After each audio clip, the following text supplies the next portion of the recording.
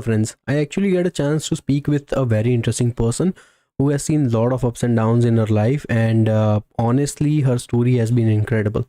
I was taken aback, shocked, and inspired all at the same time. So, without further ado, let's just get started on that. Okay, so I grew up in South Korea for the first 10 years. I'm the first daughter, the first kid of four kids. I have three younger brothers. Two of them are twins. I've been taking care of my entire family, including my mom and my dad, since I was pretty much 0 year old. Um, Wow. and so since I was 10 years old, I went abroad. I don't know if anyone knows a little bit about East Asian culture. My dad's from a very traditional side of the family. So it was inculcated in me since I was really young that I should, um, I guess, take care of my brothers and respect elders. Um, I've always been told, right, that as a woman in this society, you should be act in certain ways that coincide, that align with cultural values in the East Asia. Um, so a lot of that teaching has kind of like uh, followed me throughout my life. But I also have very strong opinions about how things should be. So I would describe myself, and a lot of my friends describe me as a rule breaker or somebody who doesn't like to stick to the cultural norms of things, which is part of the reasons why I wanted to study abroad. So when I was 10, I became geographically independent from my family members, because I had that will, very strong will to study abroad and show to my grandparents that as a woman, I can also be smart, and tell them that as a woman, it's possible that I'll achieve greater things than marry a rich husband and provide all this taking care for them, right? So that kind of like motivated me to want to do better in school. One way to prove to them that a woman's value lies not just in beauty and taking care of, husbands and um, doing the kitchen work well was to do extremely well in school. So that's how I kind of specialized growing up. And now for my work, I've been in data for the last 12 years. So in my last role at Desert Holdings, I've been doing a lot of the things that fall under data and finance. So within data, specifically, I did a lot of data engineering, data analysis, data science, data architecture, business analysis, product management, pretty much everything that falls under the whole umbrella of data. And then in the finance side, I did corporate account finance. So that's specifically helping sales folks, marketing, also primarily finance, building automated tasks and reports and creating procedures for everybody to follow. That kind of thing is what I've been doing. I really find a lot of enjoyment in empowering, inspiring, and enriching good people's lives. And that you can find in my LinkedIn as well. So first of all, kudos to you. Like I'm also an Asian person of origin, so I know the cultural values that you're talking about. I fall on the South Asian side of things, but still we have the same patriarchal mindset of people that there are certain norms a woman should do and a woman should behave, and there are things expected of them, which is like completely ridiculous in some cases. And definitely, I think every woman, because I recently became father of twin daughters. So I want my daughters to grow up in a world where they are completely respected and free to do whatever they choose to be and choose to do. So definitely, I appreciate stance on women like yourself and many others who have fought against the system to be in a position where they can choose their own path. So I really appreciated that. Now, the question, let's just go back for a bit. You mentioned that at the age of 10, you decided that you wanted to move out from your house and go to your grandparents. Like, how was that experience like? Did you had to like struggle a lot, fight a lot for to get that? And how was the behavior from your grandparents' perspective? Uh, Yeah, so yeah, growing up, I remember it was obligatory for us to visit my paternal grandparents' house every single week. And every single week, whenever we visited, they would always tell me, as a woman in this society, you should marry a rich husband and your value lies only in your beauty. And the only reason why we love you so much is because we have three younger brothers. And we think that you brought three younger brothers, which is really hurtful to me growing up. As you can tell, like I have pretty strong stance about what individuals can do when they're left in their own agency, and when you have the right kind of guides, right? I really believe in empowerment. So I did face a lot of, I would say, opposition, strong oppositions from my grandparents when I first brought it up. But I ended up thinking about a way to try to negotiate or convince them to send me to America, or at first it was Canada. And that was for me to write them a long letter explaining to them exactly why I must study abroad. I had all my reasons bullet pointed in my very long letter. I was kneeling in front of them. I remember crying, telling them like, if I go there, I'm gonna show you that I can do it too. I know I have three younger brothers, and you can trust me on that. So that was my first initiative to go abroad and study. I had other reasons. My, I guess, childish reasons why I wanted to study abroad was first, my cousin went there to Vancouver. Obviously, she bragged about it because in our big family, she and I are the oldest kids. um, and then also like just wanted to kind of avoid um, taking care of my brothers. Since I've been taking care of my brothers and my family, my sick mother, since I was really, really young, to the point I don't even remember if I don't know. It was probably around 4 years old when I started taking care of everybody. Um, so it made sense for me as a child wanting to kind of avoid the situation and see something else. And also the very strong motivation behind why I try so hard, first began with my desire to prove my grandparents wrong, which later actually transitioned into how can I compete against myself, um, which could be a sequel later. Okay, so you started. So let me get this. You started with like taking care of the family at really young age. Probably you have missed out on your childhood. I assume. Mhm.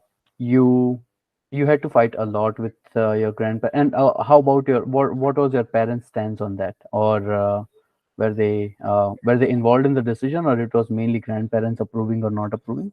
Yeah, it was mostly my decision. It was just 100% really my decision because I had this very strong desire to not want to stay in Korea because of I thought there were a lot of cultural, I guess, conflicts that had within myself. Like I didn't think the ways I did things were correct.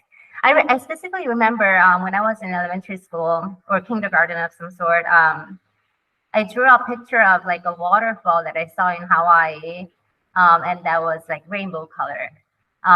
My teacher did not like that the waterfall was not, you know, blue and white, and made fun of my artwork in front of everybody. Um, and it always felt like especially in the education system in Korea, it always felt like you have to like do rote memorization. Like if I teach you ABC, you're supposed to give me exactly ABC. And it felt like there are a lot of limitations to be for a person to come up with DEF after ABC, if you see Exactly. what I mean, you know? Um, yeah. So that's that. So regarding my parents, to answer your question, my parents are pretty supportive when I've been very assertive about what I wanted to do with my life, which I really appreciated back then. Um, but there were some later on my there were some struggles after my dad's business failed. But I to stay abroad, I did my best as a student, which is being a valedictorian and winning full scholarship for both middle school and high school, and later on some scholarship for college as well. Awesome. So, what age did you ended up moving to Canada? I was 10. Okay. So at Yeah. the age of 10, you left your hometown, left your home country, came to a foreign land, which is compared to South Korea probably pretty cold.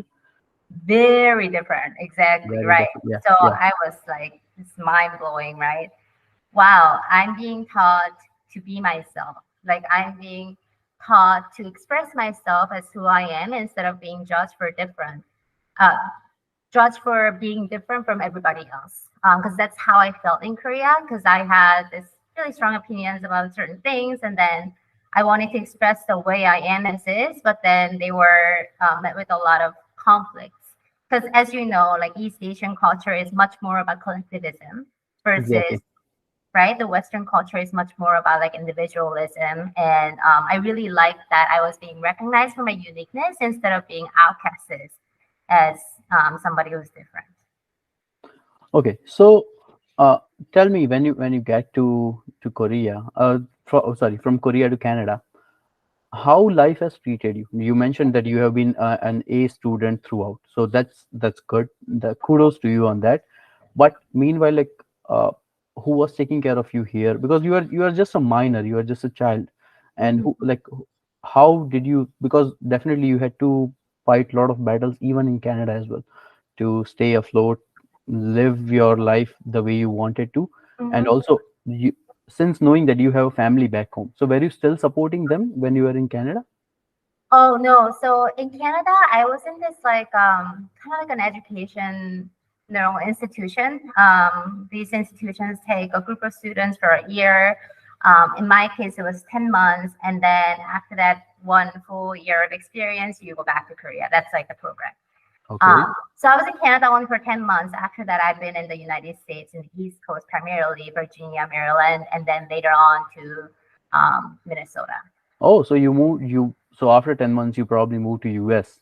Yeah, so after 10 months, I was supposed to go back to South Yeah. Korea, but then my parents saw how brighter I became as a person. As opposed to before, I was a really dark and quiet kid, never spoke a word because I was really going through a lot internally. Also with my brothers and everything. My brothers are really young, so they would like ruin my homework every time, right? Something like that. And Okay. Okay. then I also have to take care of them, change diapers and whatnot, since I was really, really young and cook for everybody else, right? Because I'm the woman in the family. I'm the only woman in the family. And in our big family, I am the only, I guess, the family with uh, 3 sons, and my grandparents really like that because sons are Sons are pride. better, Sons are right? pride. Yeah, yeah, yeah. I've heard the expressions and I've heard the cultural phenomena. Even like people, yeah, they come to me and they're like, when are you getting a son? I was like, no, I have daughters. They're more than sons for me. So I'm pretty happy with them. Yeah. Yeah, so that's a little bit of a background. Okay. Awesome. Awesome. It's been a very rough childhood, I would say, compared to what a lot of people have faced in their entire life. So I genuinely admire all the things that you had to go through, and still you came out on top of it. Now, when you were moving around between countries, continents, and even when you were settling yourself in US, I assume that the journey has been pretty tumultuous. You mentioned that you have been through like multiple stages of ups and downs throughout throughout your adolescence and also teenage years. So do you want to like shed some light on that? Yeah, I can share a little bit. So since I left at childhood, I say since I was 17 years old, I became financially independent.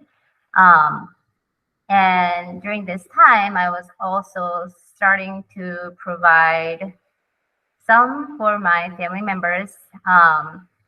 And this was probably the first, I guess, um, depression I had in my life, the lowest point in my life. Because at that point, I had opportunities to go to Stanford, to go to University of Wisconsin Madison, all these like what normal East Asians consider as like Ivy Leagues and like good schools, right? But the roadblock was that since my dad's business failed early on, but I managed to stay abroad because of the scholarship, because of the fact that I was valedictorian twice. It was like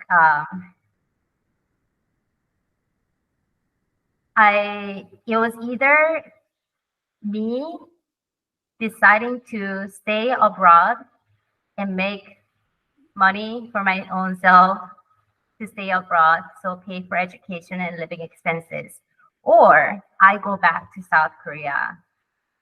And Oh, I really didn't like the latter choice. okay. So you decide that somehow you are just going to sustain yourself and your Yeah, life. So yeah. what were your experiences like?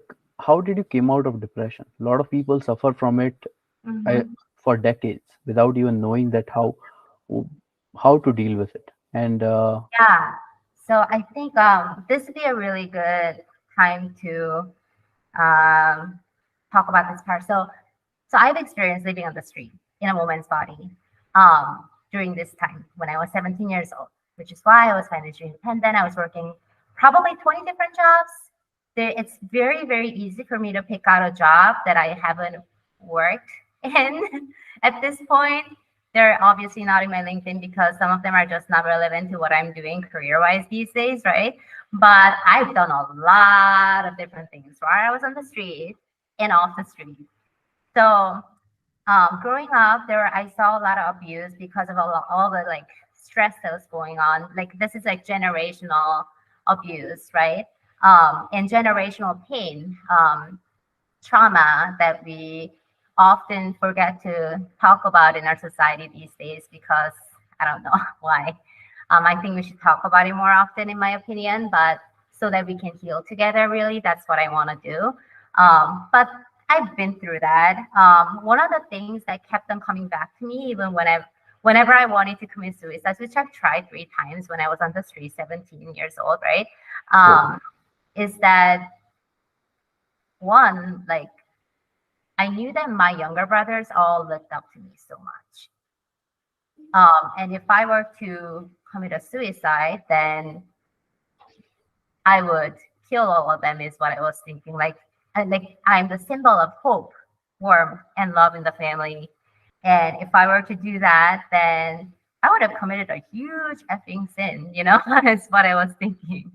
Um, probably yes. yeah, That, so that's I failed 3 times.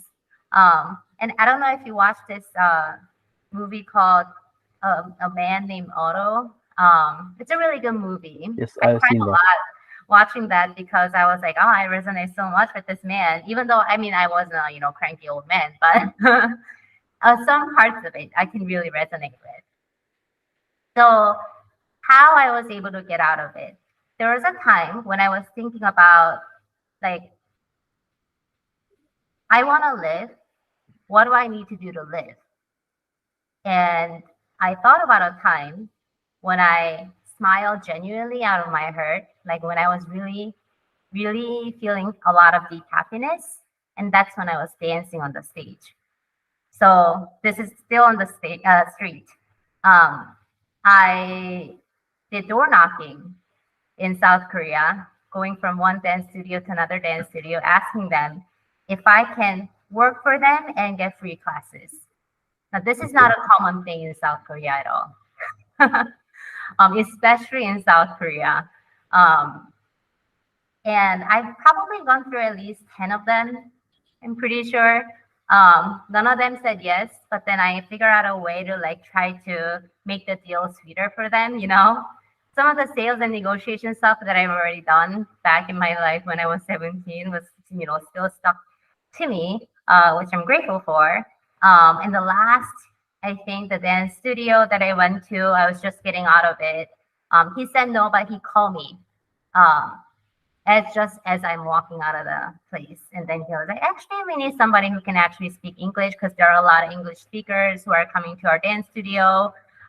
You can do some like customer service and cleaning, etc. So I think one way that worked for me was trying to think about a moment that made me so deeply in love with myself and in love with the world, and what can I do to better myself first. Like one of the things was like, how can I do a better job taking care of myself? What does it look like? That's amazing. Like dance, yeah. Actually, my wife is a dancer, so I Really? know she has done dancing in Indian classical. She has done like 12 years of it, and she has performed in like all the Europe and entire India and stuff like that. So I can Wow. resonate how dancing makes you like happy, because I can see that in herself when she's even when she's just like at home and randomly starts dancing on one of her like cultural things that she has learned. But that's so amazing, like being at such a young age. And when you talk about abuse, I presume it's all kinds of abuse that you must have suffered, because I've heard the news stories of how living on the streets can do to what it can do to a person. And such a brave thing on your part to like still think about your family, and especially your younger brothers, that how it will affect them, and that sort of kept you going on. And I know it's tough for a lot of people to talk about trying to commit suicide, but thank God you did not do that. And we are having this conversation, of course, but still, you you became like the symbol of resilience in your family. And definitely you mentioned that they would lose all hope if you are not around. So it's Yeah, so that's actually one of the reasons why I chose the name April. So April LeClair is actually a name that I chose for myself instead of a given name. I still do use given name among my family members, and I've been doing a lot of healing work for my family as well as for myself, because right now I'm still kind of struggling with how does true self-care looks like, because I have this tendency to want to take care of other people's shit for everyone. But yeah, it does bring me a lot of joy to be able to empower other people, because that in turn really enriches my life. And continuously, I'm trying to do more of self care that is true self care, like dancing, right? What is like 100% only for myself, that kind of thing. yes, So exactly. April, the reason why I chose the name is because April is when all the flowers blossom, the butterflies and the sunshine, the symbol of hope, love, and joy, right? What can I bring to the world, and what can I share with the world that I feel like my life experience is not the kinds of life experience that should be kind of hidden away. I think it should be shared more, because it can really do a lot of job to help inspire other people, in my opinion. And I'm actually working on a book as well, to do that job of inspiring other people well. And That's how do I show love in its truest form and share love? And when I do that, I feel like other people can give back to the community and share that love more. So that's what I really, really want to do. It's my life calling, life mission. Anything that contributes to that, I will do it. sure. Let me know when you have that book ready. I'll definitely help you. Yeah. Yeah, I would love to get a copy or read it for sure. I'm going to do that. And I have written like several books so far. They are on Amazon. So if you have any issues like going through the process, feel free to reach out. I would love to help you out with that. Thank you so much. All right. Yeah. So okay, now wonderful to learn the meaning of your name. Definitely, it's spring, coming out from cold, harsh winter to something more beautiful and something that is alive and living with like all of those cool like flowers blooming and butterflies flying. So such a good choice of your name. Really interesting.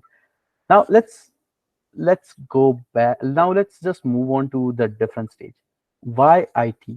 Or why did you start? Because you mentioned you have done like 20 other jobs and you have done all of these things. Why did you chose to go into the tech industry? Yeah. So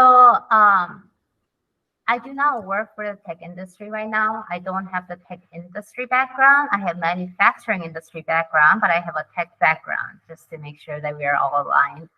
Um, so the first, I guess I've always been very interested in data and analytics in general. even before data was a big thing, right? Like Okay. everybody started talking about data science and whatnot, but like honestly speaking, I've been collecting data since I was very, very young. I don't remember what age. And when this happens, I usually say I was 5 or 4, just for convenience. But yeah, I think it makes logical sense for me to rely on actual data to make a judgment call. Although I've learned my recent years to when you make the final judgment, you can use those data to inform your decisions, but you would really have to rely on all of your life experience as well as others' experience to make a decision that you're happy with. So I think data is a necessity uh, when you are trying to make an important life decision as well as business decision. So I started from that. And as somebody who is extremely analytical, very detail oriented, and technically talented as well, this is something that I heard from other people. I don't like to brag, but I think sometimes it's necessary when you're doing an interview. So that's why I'm just saying it out loud. It's uh, it's something that I can specialize in. I have the talent for that I've been recognized for, and that I really really enjoy doing. I think that enjoyment piece is like the biggest reasons why I really wanted to continue to pursue my careers in data, especially since it is required everywhere. Yeah, and then I guess there's my love for like math classes. I met a lot of amazing teachers and professors in math and computer science. And I was like, when I first learned machine learning back in college and high school, I was like, this is it. This is where I'm gonna go next. So So basically, you have studied machine learning before it became cool. Because yeah, yeah. right now it is one of the most trending careers. And if you ask anyone what do you want to do, probably the word is like AI, machine learning, large language models, Chat GPT, all of those kind. There is a lot of buzz, and it's been just like what you have been for your family. It has completely disrupted the way we used to think about the world, and now the way we are going to approach the world. So Mhm. pretty interesting life that you had, and also a really interesting career choice that you chose for yourself, and then to have that like streamed out. And probably now you must be being approached by like 50 companies and be like, hey, can you do this for us, or can you help us out with this? So Yeah, definitely. I will say though, that like my school, so I majored in 3 different things, or 2.5 to be very exact. But one of them was applied math and statistics, and it now became a data science major. Um, and I think the nature of machine learning or the nature of data engineering, right, career is you want to know how to problem solve fast and in a creative way. And that's what really got me in. Because if I were to stick to teaching only, because I used to be teaching for a really long, like 10 decades, um, it's kind of limited, felt limited. I wasn't continuously learning so much. And for a person like me, I need to be continuously be challenged and problem solving and do it fast and use my creative agencies in the best possible manner possible. No, manner possible. I guess that's a repetition. Um, and that really gets me going. The thrill of accomplishing something and making a data product work the best for my stakeholders, depending on what their interests are. That's something that I really enjoy doing. exactly. So data is just data, but when presented it with the actual reasoning, it can basically build empires. It can exactly tell you what are the inefficiencies, what are the things you're lacking at, what are the things you need to do better, and what could be the things you should start looking. And yeah, so and this the current world we live in, we don't have shortage of data, but we do have shortage of the finding meaning from the data. So Exactly right. And that's the hard part. That's why I would say, like, if you really do want to go into data science or any kind of data roles, it's really important to understand what you're looking at and really have the analytical eye sets instead of just taking whatever the output is as is. Like, what can I actually glean from it? And what more can I learn from the given data? Um, and yes, we humans have found ways to delegate a lot of things to machines, and that's where machine learning slash AI comes in. But at the end of the day, humans made machines. The humans are smarter than machines. In which case, you would definitely think that we should always put our thinking cap and really understand what our data output is giving to us. You know, Exactly. that's the role. That's like the job description for any data role, not just being able to run codes. Just think about this.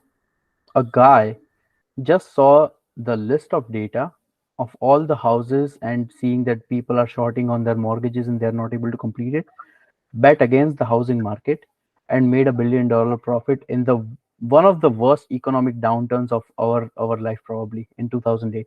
The person was Mark Baum, and all he did was he just analyzed the data and tried to make sense that this is a bubble. He realized that before anyone else, and basically he became a billion dollars richer. So that is the power when used data correctly. So I completely agree with you on this part. And if we always, sorry, Sorry, go ahead. one more.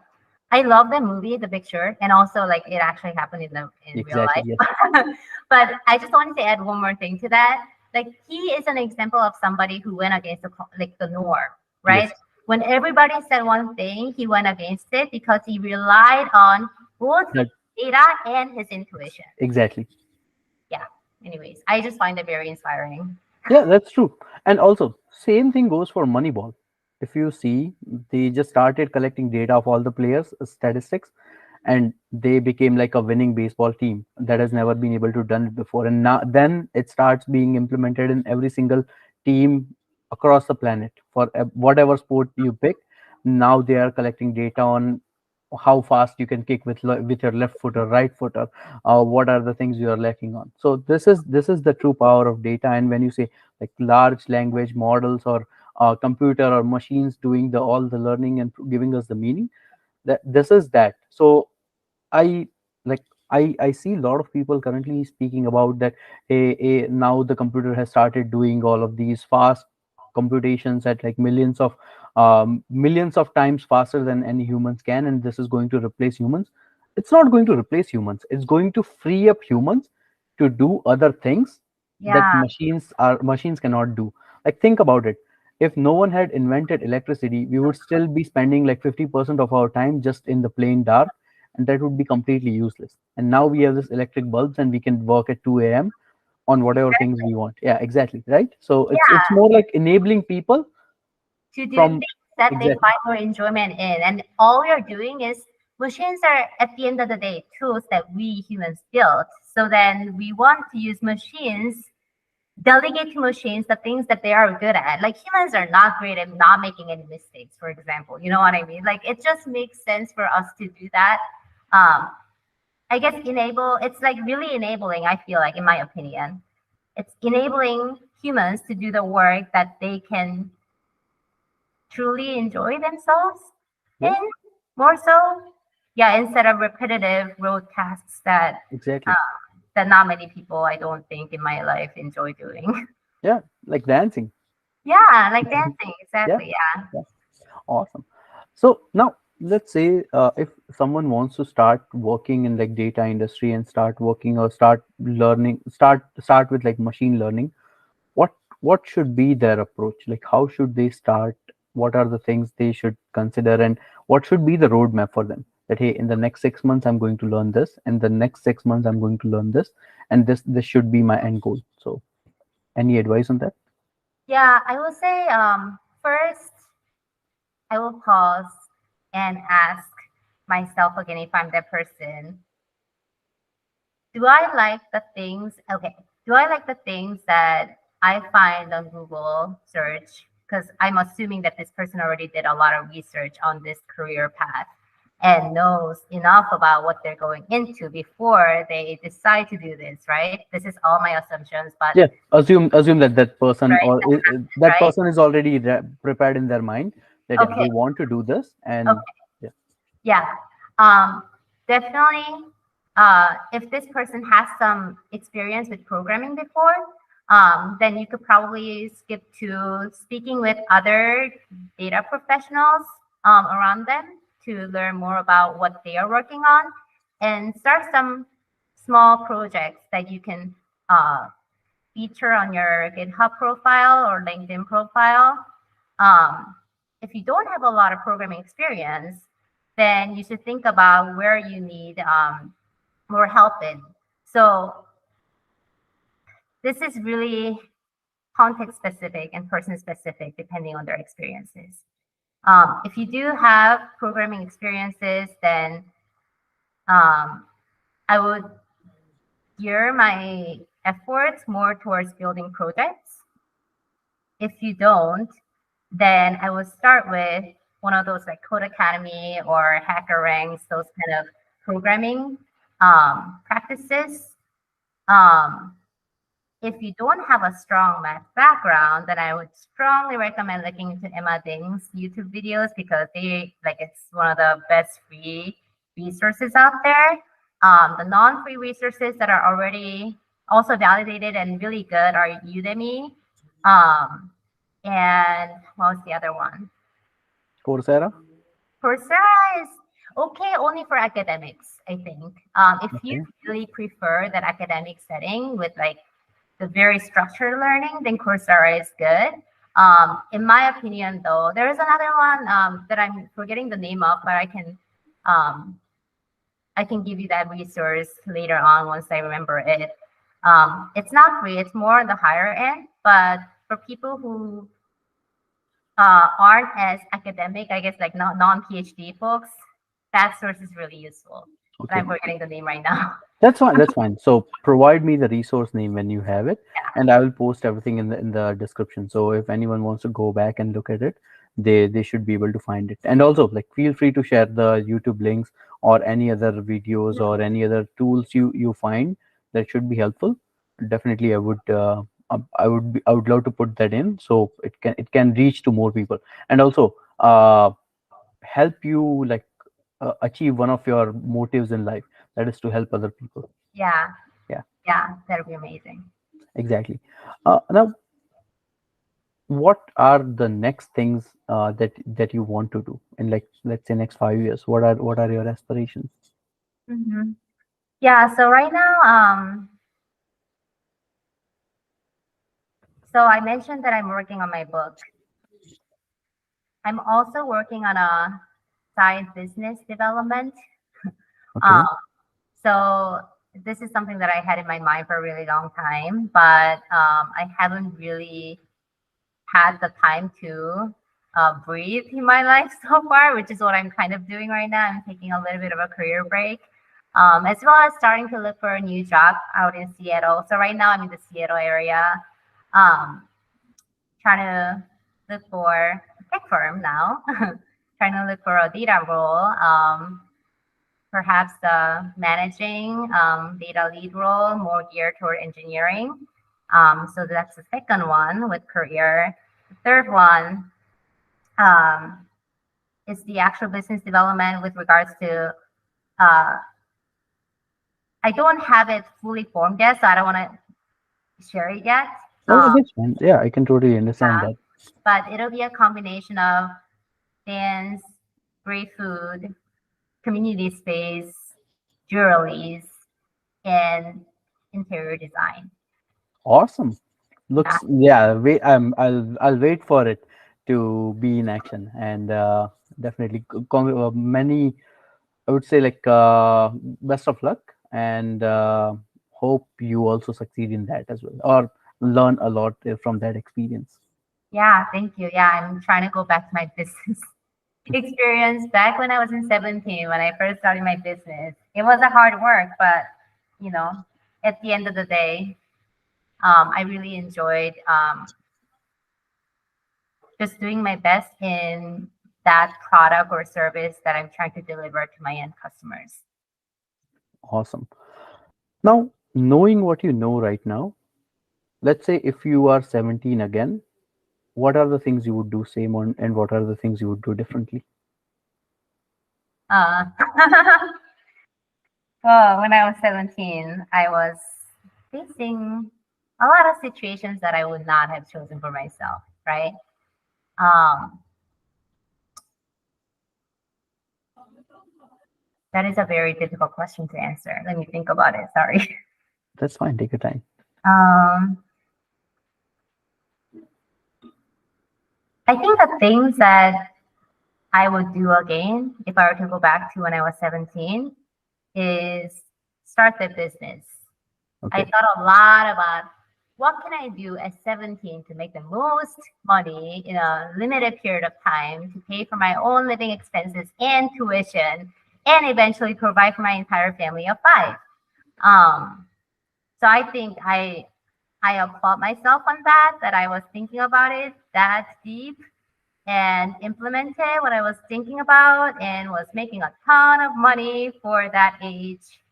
Um, so I like that I did that for myself because um, I set the direction. I worked very, very hard and then got to where I am today.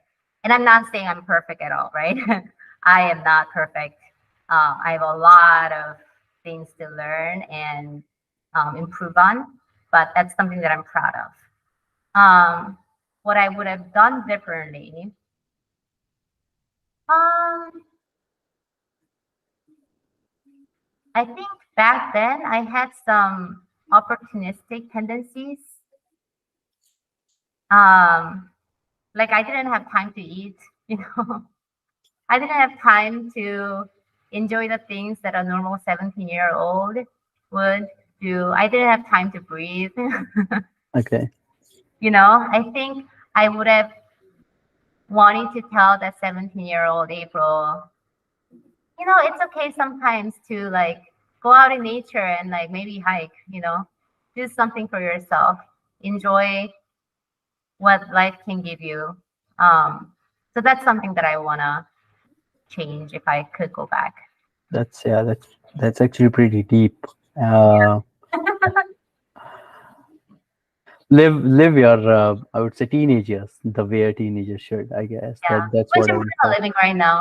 I'm kind of going back in time and It's trying. good. Yeah, it's good. You had your midlife crisis in the teenage, so now you are Yeah, now yeah, now you are just getting the time back and yeah, living that to the fullest. So that's yeah, that's perfectly fine. You played the reverse Uno card on life. yeah, Yeah. yeah. I agree. Exactly. Now, for those who don't know, the reason that me and April are able to talk right now is because like she decided to reach out to me on my email, and she told me that, hey, you please let me share my story, and it's and I when I spoke with her, I was amazed, and also like not to the full extent of what I have heard so far, but I just want to say like it's been like a pretty motivational factor on my side to realize that what are the things you had to go through, and still now you are just smiling and living your life to the fullest. The question is like, why did you decide it, that I want to go out and like reach, why did you decided to reach out to me and do this interview? Yeah. So how I got to find Park's YouTube video is I think I was trying to study something with like data science stuff, and then it was like one of the recommended videos. So I just like clicked on it, and then there was a video about you being an Uber driver, and you happen to meet this Microsoft guy on the Uber. Yeah, yeah, it turned out he was like the president of Microsoft Canada, and that led me to like having a job at Microsoft right now. Yeah, and like Yeah. that whole story of you trying to like take care of your own family, and you mentioned something about your wife having kids and whatnot, and you wanting to support them, and how your wife was very, very supportive Yeah. in trying to help you start your own business in this YouTube channel, as well as like just a lot of things that you said there was just so inspirational that I wanted to reach out to you and speak to you. Yeah, so that was I'm glad you did. Yeah, I was like, wow, this person, I really want to talk to him. How did he get to where he got to? Because he's also a person of color, right? In our line of work, right? It's important to make allies to be able to do that job of empowering others better.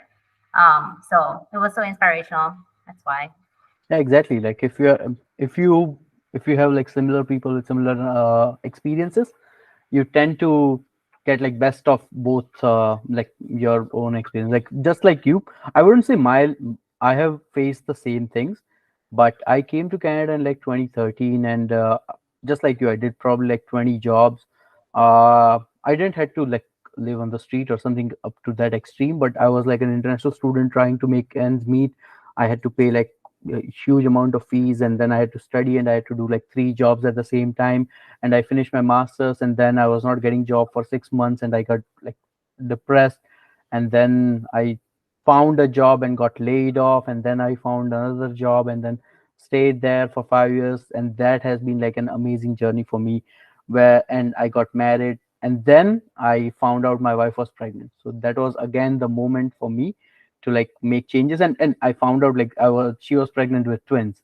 So double Yeah. the joy but also double the responsibility. And then I decided, like, I was doing Uber back and forth throughout my like last, I would say, 5 to 7 years. But then I was like, no, I have to save enough money so I can spend quality time with my babies. And then things happened that the way they did. So I I wouldn't say it's been like almost same, but I can say like the fractions of our paths have been like sort of together. But Yeah.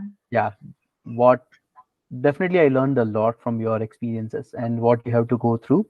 And from like starting from now on, I'm just going to say myself, it's going to be okay, no matter how bad things are turn out to be.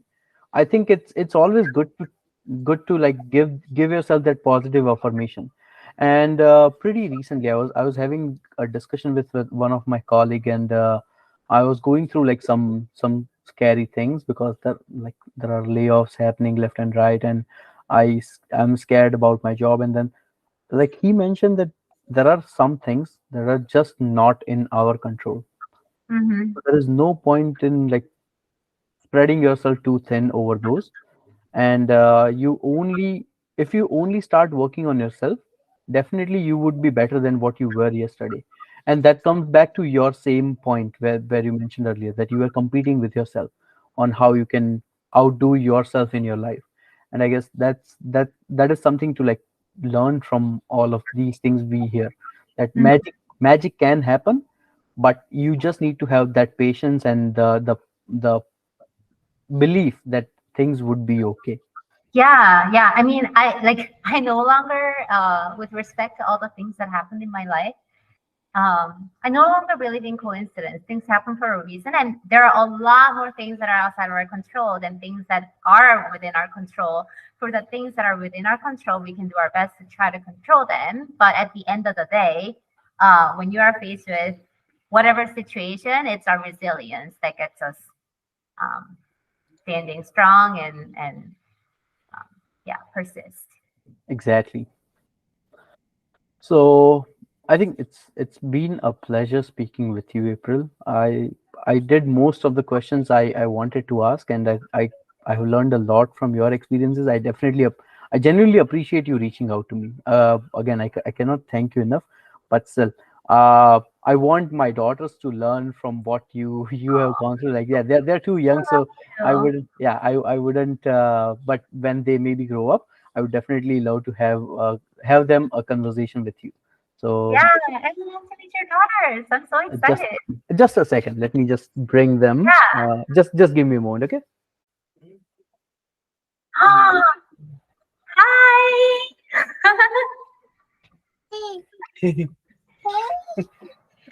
What are your names? Yes. Hi. Just a second. Oh, Yeah. So this is baby Riri, and this one is baby Tana. Riri and Dana. Tana, yeah, Dana. D-A. yeah. Taana and Reeri. Yeah, Hannah. they're pretty happy to meet you. You're Yeah. so cute. And yeah, there's yeah, there's oh, Hannah, stop. Okay, I'll okay, help. I have two brothers too, and so like I can, I've gone through the same Just experience, similar. yeah, just a I second. would say. Oh, okay. Hi, Yeah, Hannah and Rira, Riri. Yeah, Riri. Hmm. yeah, and that's my wife, Hinal. Oh, hi, Yeah, Hina, Fiona, Hinal. Yeah. Hina. Okay. It's one thing I'm looking at by reason. Oh, Yeah, so adorable. How old are they? 11 months. 11 months. Oh, Yeah, that's age. yeah, They're they so they adorable. yeah. So Someday we you'll will try. say, hi, Yeah. hi. Okay.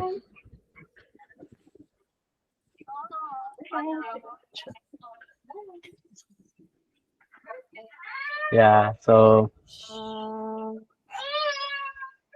I think this would be the first time they would be featuring in the video as well. Really? I'm so honored to have Yeah. Yuri and Tana featured in this video. Yes. Yes. Yes. Sure. So yeah. Any final thoughts? Anything you want to mention? Uh, feel free. This is your space. No questions. Just I'm the audience. Okay. But I think I want to make a comment about the things that are outside of control. Like situations happen to us. It's how we react or respond rather to the situation. Um, and this is a learning that I had very recently. So a couple of months ago, a lot of things happened. Every health, and I had a breakup, and I learned not just this time, but throughout my life, I learned that like to what it means to be okay, what it means to be resilient is how I respond to situations that happen outside of our control. Can I be calm and believe that I think I still started hearing that noise.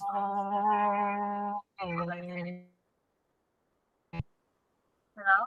Yes, now it's better. Okay, cool. Sorry, I don't know where I lost you.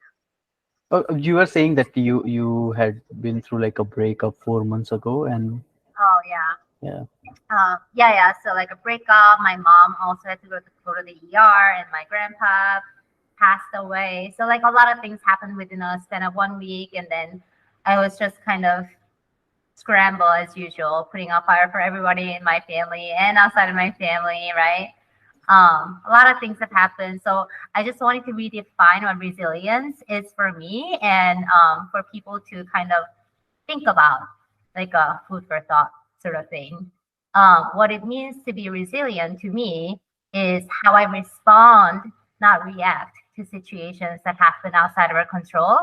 Um, and believing that things are going to be fine. Resilience comes from within when I can really truly be myself and know that if I put in the work, things are going to be okay. Really, truly believing that. Um, and then obviously, right, practicing and implementing comes after. But I think I think that's how you can tell when you can become resilient. And also another part of me, things I used to do everything by myself. I was so used to just doing everything by myself because I because of the life situations that I faced, right? Um, but I think there's a lot of value in putting trust into your community. Um, Knowing, believing, trusting that your community, your friends love you too. So you can put trust back to them. And together we can become stronger is another thing that um, really contributes to that resilience piece. exactly. I totally agree. Together you only become stronger. So to having that, and you can only put faith on others or trust on others if you trust yourself, Mm-hmm. because many times you get like bad experiences, and there are always bad apples in all the scenarios, that someone breaks your trust, or someone said something and didn't go for it, or things didn't span out the way you expected to. But Mm-hmm. that doesn't mean you stop trusting everyone. Mm-hmm. And you only need those like few people with whom you can really put your trust to. Like Right. if you take the example of like Navy SEALs, typically they tend to be like a team of like 6 to 8 people, but they trust the other person with their life. And that's how well bonded they are. And that's why they are the most elite squad in the world. Not Mm-hmm. because they are well trained or not because they have the best equipments, but because they know that they can completely trust the other person. And you just need to find your Person people. family. Exactly. Yeah. Your people who loves you the way you can be basically like you love them with your life. So Mm-hmm. it's always good to know, and it's always good that you are still learning and continuing on your path. So I really appreciate you doing this interview with me. Yeah, thank you for having this interview with me, Part. Finally, right? Finally, yes, yeah, we have been preparing for like what 3 4 months now. Yeah, pretty Yeah. much. Okay. So I would let you go, and again, if let me know once you have your book published or business set up, and maybe we can talk about that as well. Yeah, let's do that. Yeah, I'd be happy to chat more. Awesome. Yeah. Thanks. Bye. Bye. Have a good day. You too. Take care.